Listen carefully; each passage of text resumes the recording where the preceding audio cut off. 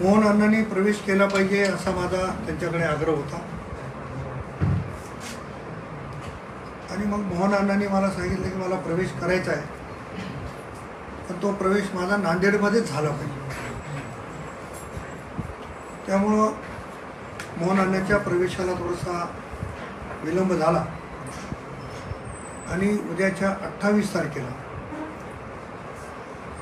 राष्ट्रवादी काँग्रेसचे राष्ट्रीय अध्यक्ष आणि राज्याचे उपमुख्यमंत्री आदरणीय अजितदादा पवारांच्या उपस्थितीत मोहन अण्णा अंबर्डे यांचा प्रवेश होतो। मोहन अण्णांच्या सोबत अनेक जिल्हा परिषदेचे सदस्य, अनेक महापालिकेचे सदस्य, अनेक नगरसेवक, इतर काही पदाधिकारी, सरपंच, उपसरपंच, त्यांच्यासोबत त्यांनी केलेल्या कार्यकाळात त्यांच्यासोबत असलेली मंडळी ही देखील राष्ट्रवादी काँग्रेसमध्ये प्रवेश करते। मी राष्ट्रवादी काँग्रेसचा आमदार म्हणून प्रवेशाच्या आधी मोहन अण्णांच्या या निर्णयाचं खूप खूप स्वागत करतो। अण्णाच्या येण्यामुळं राष्ट्रवादी काँग्रेसला निश्चित बळकटी मिळेल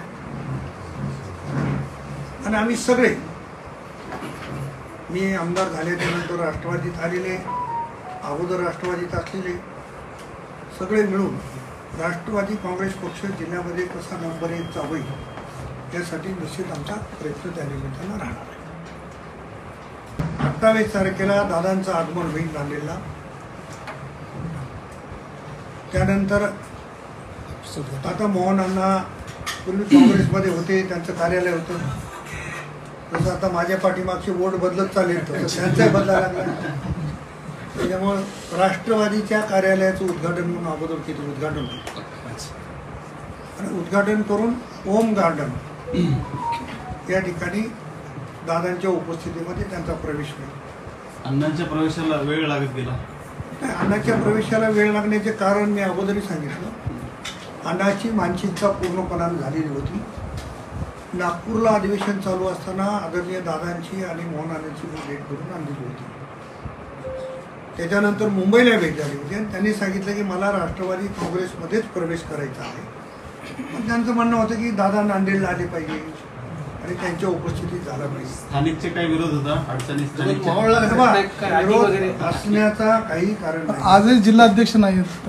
नाही, आज जिल्हाध्यक्षाचा विषय असा आहे की माझ्यासोबत दिलीपराव धर्माधिकारी कुंभला होते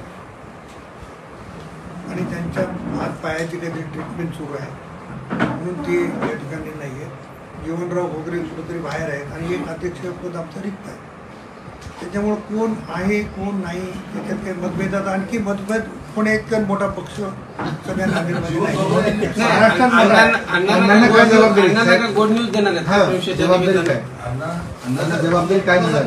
जबाबदारी द्यायचा अधिकार माझा नाही आहे। मी एक राष्ट्रवादी काँग्रेसचा कार्यकर्ता आहे।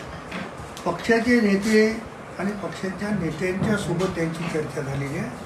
निश्चित नेतृत्व त्यांचा सन्मान करतो। रिक्त पदावर संधी देणार, रिक्त पदावर संधी देणार, मी त्याच्यावर काही भाष्य करू इच्छित नाही, तो माझा अधिकारच नाही।